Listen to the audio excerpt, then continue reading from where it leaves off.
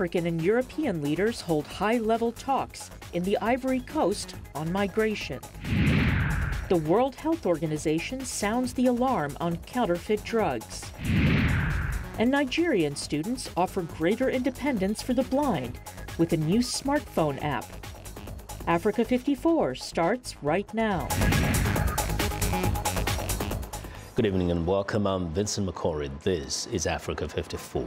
In an effort to ease a human rights disaster in Libya, the European Union, United Nations and African Union have agreed to an emergency plan to dismantle people smuggling networks and repatriate stranded migrants.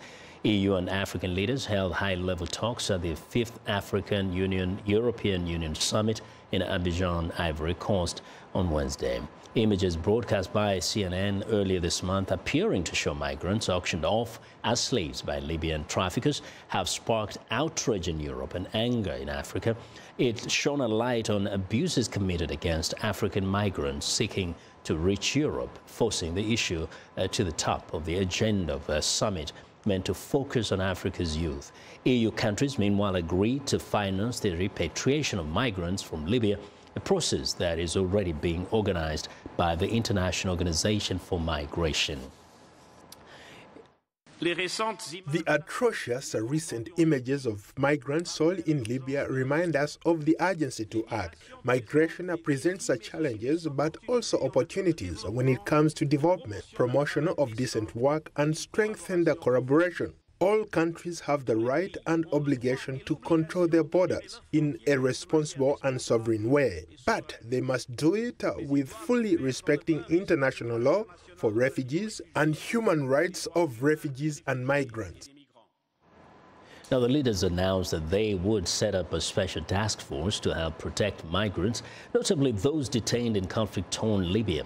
Burkina Faso's Foreign Affairs Minister has already recalled his ambassador from Libya, saying it is unacceptable to have slaves in this 21st century. Libya is the primary departure location for mostly African migrants attempting to enter Europe. Now, for more on the EU-Africa Summit, journalist Liane de Bassompierre joins me live via Skype from Abidjan. Liane, the conference, the summit is over. They have come up with this, what looks like a belated emergency plan. Give us a little bit more details on what exactly they plan to do. Well, Vincent, as we spoke yesterday, this has overshadowed many other aspects of the conference. The theme initially was around youth aspects, but migration and the recent reports by CNN around slavery in Libya has really overshadowed what has happened at the summit this year. So as we know, late yesterday, they agreed on a plan, an AU, EU, UN task force that will be set up as an emergency measure to try to find out what is the best way to deal with the problem we had. The French President Emmanuel Macron also suggesting that they have some kind of military intervention. And when speaking to the Ivorian President Alassane Ouattara earlier this afternoon, he said he completely agrees with what Macron had said. So they seem to be all systems go with regards to this matter. But of course, as we know, this is not a new issue. It's been highlighted by CNN in the last couple of weeks. But as the International Organization for Migration says, this has come out in a report that they have released in April already. And they have been repatriating migrants voluntarily since the beginning of the year, and in fact 13,000 or so more. So now the plan is to accelerate that process, to find more people that they can do so voluntarily. We have specific governments, Nigeria, Morocco, Ivory Coast, Cameroon coming on board as well. Morocco, in fact, saying that they are offering planes as well to get more people to come back to the different countries where they are from. Now we heard someone like the President Muhammadu Buhari of Nigeria saying he's going to do everything, especially through economic development, to bring Nigerians back to Nigeria. What amount of time was spent discussing about what African countries must do in the first place to stop people from leaving the countries because of hardships? Well, this, of course, goes hand in hand with migration, finding economic opportunities that young people and anybody for that matter, they don't feel the need to go. But of course, you don't just have economic migration, you have people migrating because of repressive governments. You've got people migrating because they're just simply looking for different and better opportunities elsewhere across the Mediterranean or elsewhere in Africa, as the South African president so well pointed out, that it's not just migration between Africa and Europe, but there's a lot of intra-African migration that we've seen in recent years. So with regards to the Nigerian president, he's been speaking out for several weeks now with regards to what's happening in Libya. He's encouraged his citizens that have taken the plunge to go to Libya and then to go on to the European Union to try to come back, to try to see how they can discuss this. But in terms of actual plans, specifically in terms of developing economic programs to get these people back, we didn't see any details coming through at the summit. Vincent? Now that the youth were expecting this summit to focus so much on, development, technology, and so on and so forth, what has been the reaction? Now, the conference seemed to have been overtaken by something else. Well, reaction coming through thick and fast. I just a few minutes ago received reaction from Amnesty International, not specifically a youth organization, but saying that, this is just something that they've decided within 2 days. They're going to, accelerate action. They're going to have a task force. They're going to do this. But it's really Amnesty International saying it's within Europe, the European Union's plans to keep the migration or people migrating to Europe from Africa, and basically more of the same. So they're saying it's not a real solution to the problem, this setting up of this task force, and I'm sure reaction coming in throughout the evening and throughout the rest of the week. Well, Leon, thank you very much for joining us today. Leon D. Bassompierre is an Abidjan-based journalist, spoke to us live via Skype.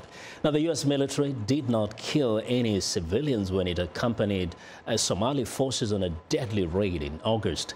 U.S. Africa Command said late on Wednesday in its first public statement on the findings from an investigation into the raid. Eyewitnesses told Reuters that 10 civilians were killed and the military had been drawn into local clan conflict. Now, the survivors and relatives of the dead said they wanted blood money and an apology. The U.S. military statement described the dead as enemy combatants, and the military later said in a Twitter message that they were members of Al-Shabaab. Africa Command did not provide any proof for their claim. To West Africa now, it is usually the dream of any retiree to spend their days not worrying about much. But in Nigeria, pensioners not only worry, they fight to get their benefit from the government, with some dying in the process. Channels Television correspondent Orelua Shonibari looks at the plight of the elderly.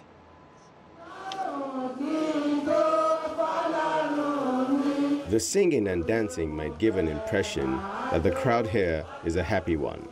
But that is a mask of their true feeling. Because once they remember the agenda that has brought them out, the grounds become filled with fallen faces of the elderly. These are pensioners in Osun State, southwest Nigeria, who have come out in their hundreds to seek divine intervention.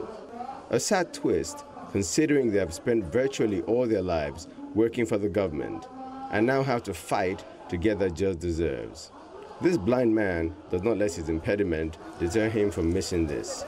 Their prayer session ends and a new order takes over, taking their grievance to the streets in protest, laying their demands at the doorstep of the state government and calling on the higher power to wade into the crises.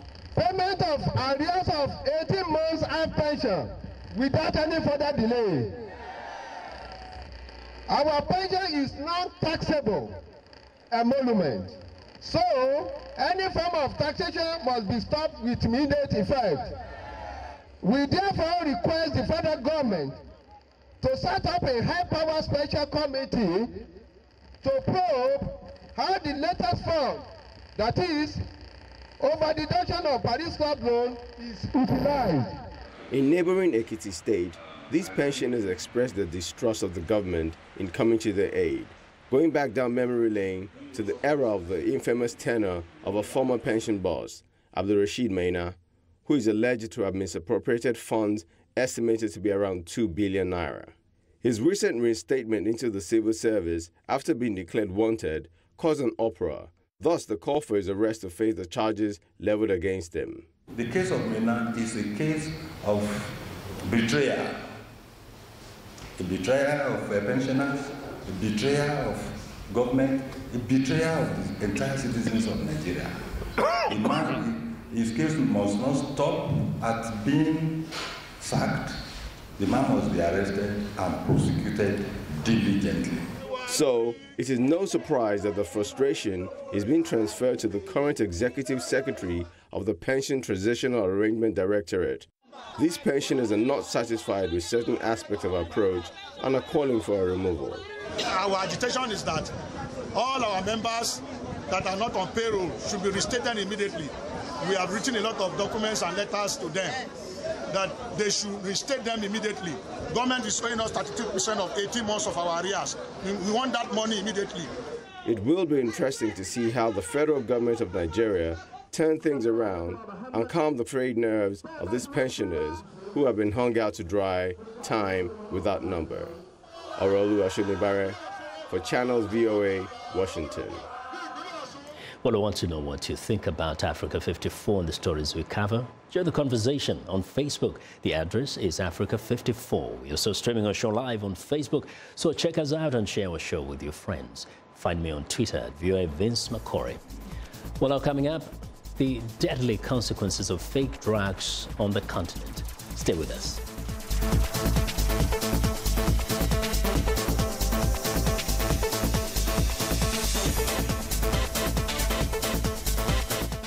News and notes. This is Living Better. Oh, you feel it? Yes. Our rhythm's in your blood. It's the moment that young lady there starts, and it doesn't matter what she's going to play, I can pick up the rhythm. That's Australian Hubert Davies, who at 96 years old is still drumming in a jazz group he joined 6 months ago in Perth. I think I'm a bit of a nutcase, you know. He last played as a professional in 1942. The first number was played. The trumpeter turned around and gave me the thumbs up. The bass player leaned over and said, "You're hired." Davies has no plans of putting down his sticks again.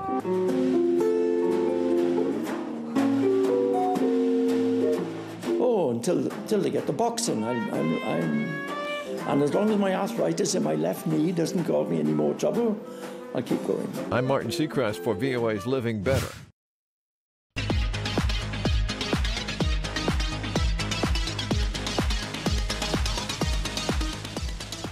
Well, joining us now is Africa 54 health correspondent Lino Madu. What do you have for us today, Lino?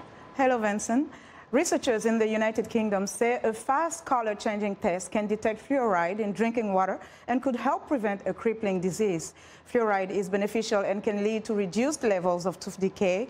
However, too much fluoride in drinking water is actively harmful and can lead to a disease called skeletal fluorosis, a devastating crippling condition whereby bones are attacked by the fluoride.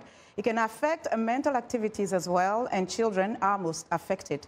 The researchers have developed a molecule that, when added to water, changes color from purple to blue within minutes if fluoride levels are too high.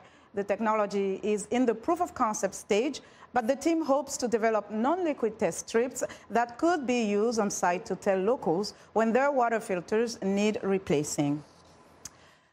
And this has several advantages over other ways of detecting fluoride in that it doesn't require a laboratory, it doesn't require any specialist equipment, it doesn't require a person who's been highly trained to use any equipment, it doesn't require a power supply. In fact, it doesn't even require the user to be literate. Colorimetric molecules, they actually help in having a cheap way to find out the concentration in the water, particularly in those spent filters, and then they could tell us when there's time to replace the filter.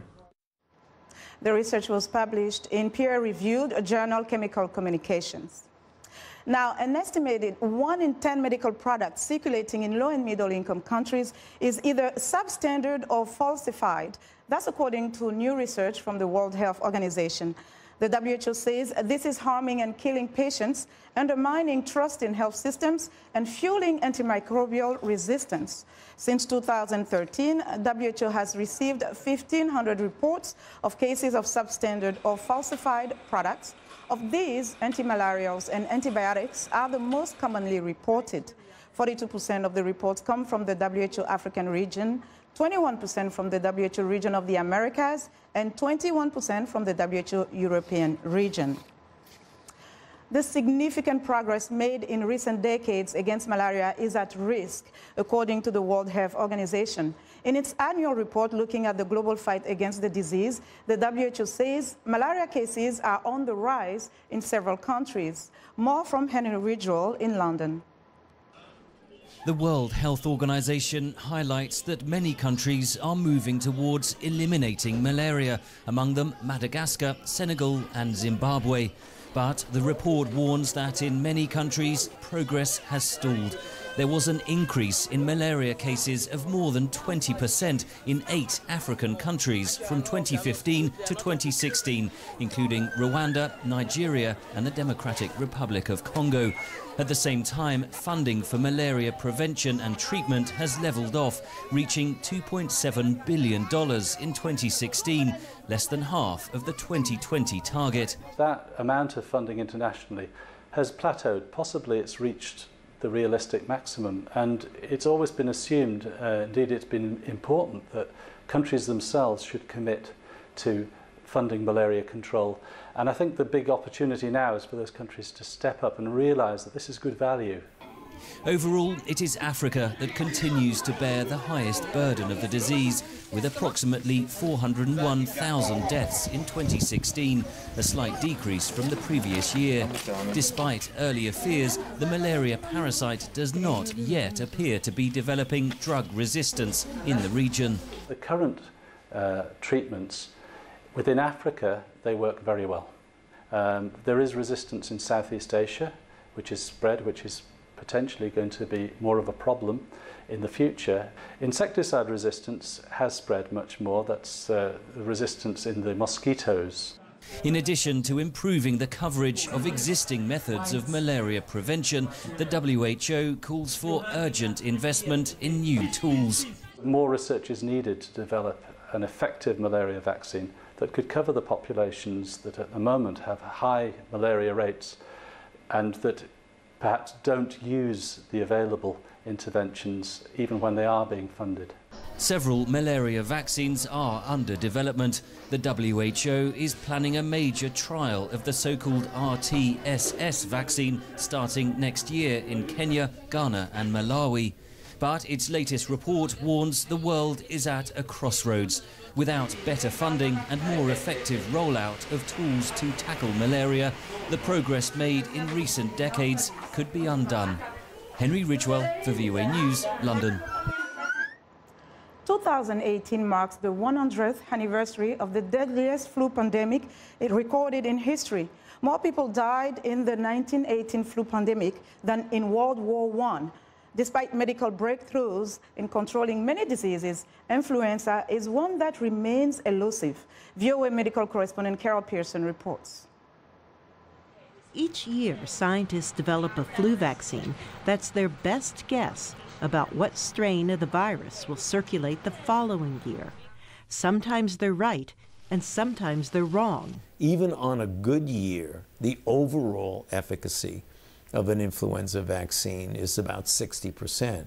So even though it is always better to get vaccinated against influenza than it is not to get vaccinated, no doubt about that, we need to get a better vaccine. Several years ago, the flu vaccine's effectiveness was a dismal 10%. Other vaccines, like those for measles and yellow fever, are almost completely effective. And 90% of those vaccinated for polio are protected from the disease. Even those who make flu vaccines are dissatisfied. The disease we're trying to prevent is very prevalent. Up to 20% of us will have an influenza infection during the course of a year. Better treatment now exists for complications from the flu, like pneumonia, but doctors are concerned that we are vulnerable for a deadly pandemic, like the one in 1918 that killed 50 million people worldwide.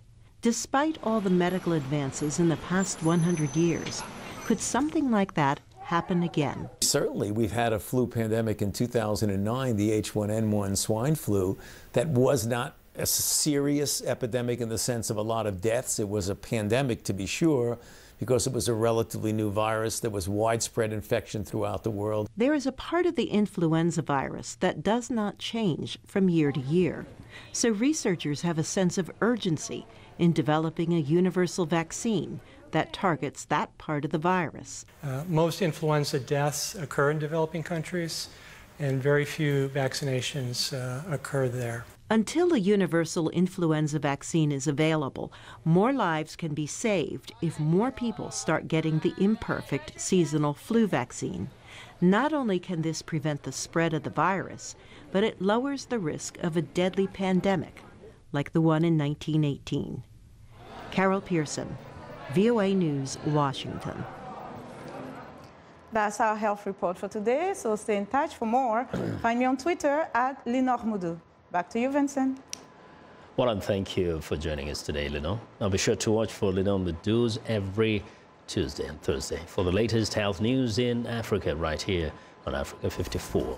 Well, it's time now for a short break. Still to come on Africa 54, how Nigerian students are making smartphones accessible to the blind. We'll be right back.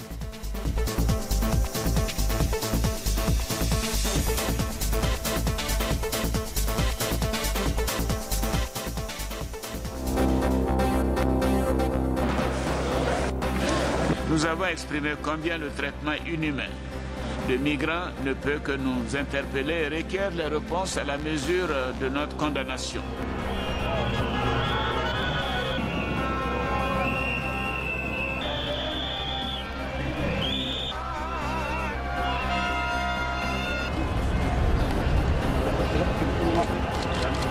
فإنني أشرف بأن أعلن عن رغبتي في التقدم للانتخابات الرئاسية القادمة في مصر.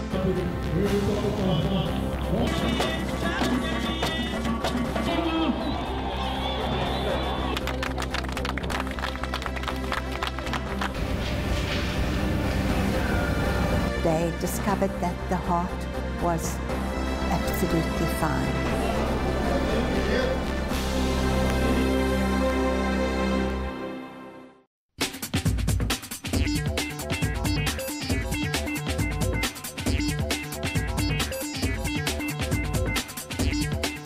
Welcome back to Africa 54, and here's what's trending. At the Obafemi Awolowo University in Nigeria, southwestern Osun State, 4 engineering students have been putting in long hours developing a phone app that could revolutionize the way blind people use smartphones in the country. Known as Humane, the software works together with a hand-operated controller that helps blind people use an audio guide to select and play music, check the time, as well as listen to an audio readback of printed words when surfing the web, among other tasks. Next up, taking cover in a trench or behind a wall, armed with men shoot at their rivals. Dozens of people watch in the Libyan city of Misrata. This time, it's not rival groups engaged in a fight, but 2 sides playing paintball.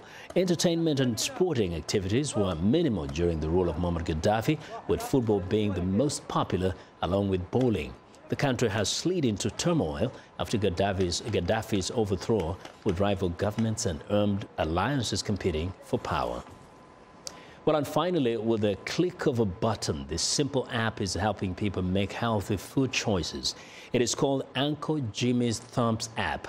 The idea is to move away from conventional forms of health education, which aren't always successful with children and adults who don't bother to look at labels.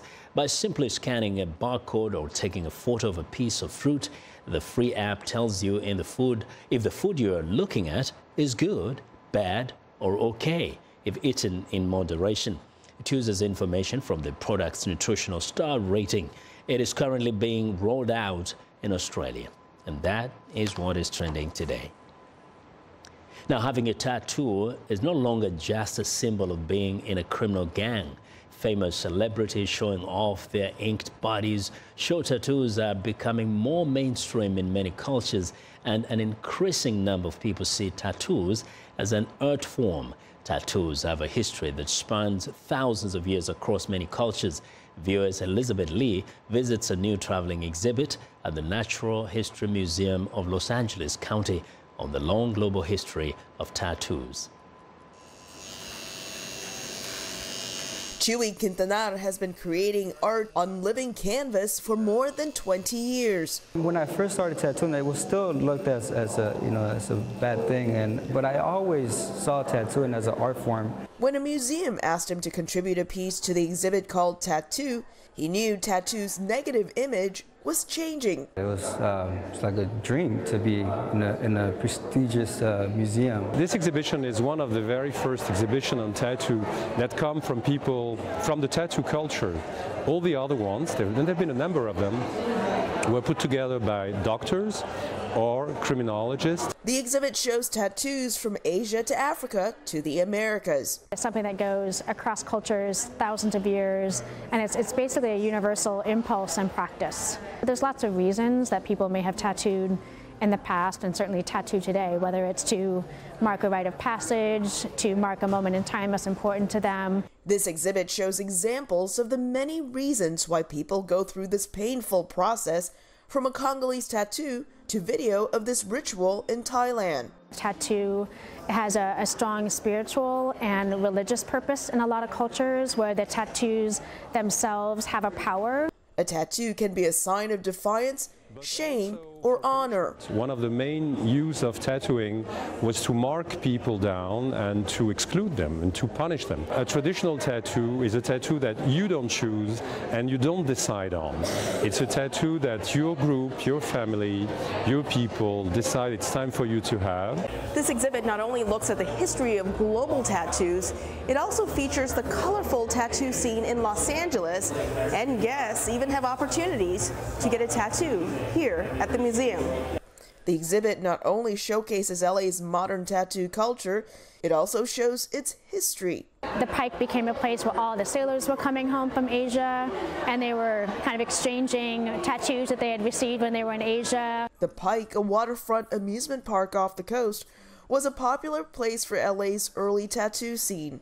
Then the black and gray tattoo style emerged from East Los Angeles, an area that's largely Latino. The black and gray style, the Chicano style, what it's called, and that's the style that I do. Quintanar says he's wanted to show his art to the world, and now he can. Elizabeth Lee, VOA News, Los Angeles. Well, that's our show for today. Now, be sure to watch Africa 54 on our website at voaafrica.com. For more news, tune in to VOA's evening radio show, Africa News Tonight, at 1800 UTC, and in the mornings, Daybreak Africa between 0300 and 0600 UTC, Monday through Friday. Thanks a lot for watching from all of us here in Washington. Have a good night.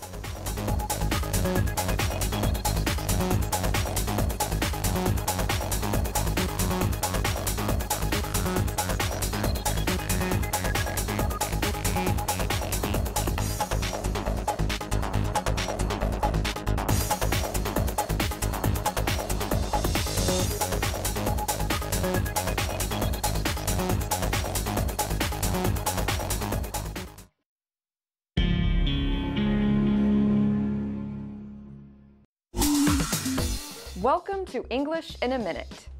A cannon used to be a common military weapon. Loose cannon. So, are Anna and Jonathan talking about an old battle? Hey, I'm looking for someone to host a political event tomorrow night. Can your friend Sylvia help out? Sylvia? She's a loose cannon. You never know what she's going to say. She could easily